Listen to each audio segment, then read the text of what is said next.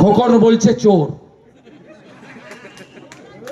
মাসুদ বলছে রাস্তায় বসে জুয়া খেলে, আমাদের ধর্মে এটা হারাম। আর তৃণমূলের নেতায়েরা, আমরা গৌরাঙ্গ ঘড়া স্ত্রীকে দিয়ে এসসি কমিশনে কমপ্লেন করেছি। এসসি কমিশন ডিজি কে নোটিশ করেছে, রাজীব কুমারকে। মহিলা কমিশন আসছে, 5 তারিখে কোর্ট খুললে রিট করব। মুকুল মল্লিক এবং তার সঙ্গে যে সিভিক গুলো গেছিল, বিশ্বজিৎ জানা সহ প্রত্যেকের নামে এফআইআর হবে। এসসি সেকশন লাগবে, অনেক দূর নিয়ে যাব, কিছু করতে পারবেন না আপনারা, ছাড়া হবে না। সুপ্রিম কোর্টের আদেশ আছে,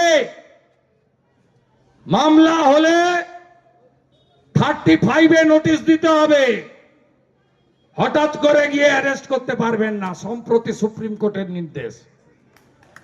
আপনি সুপ্রিম কোর্টের উপরে আইসি, এখানে একজন এত বড় জেলা একজন ভাইপের পছন্দের অফিসারকে এনেছে, তিনি এসপি ইনচার্জ। ভোট এলেই ইলেকশন কমিশন তাকে ঘাট ধাক্কা মেরে সরায়। ডায়মন্ড হারবার থেকেও সরিয়েছিল, এখান থেকেও সরাবে। কাউন্ট হচ্ছে ডেট।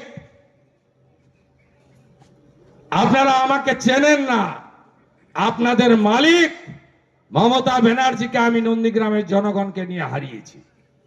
আপনারা আছেন তো এই লড়াইতে? বাংলাদেশ হতে দেবেন পশ্চিমবঙ্গকে? দেবেন না তো?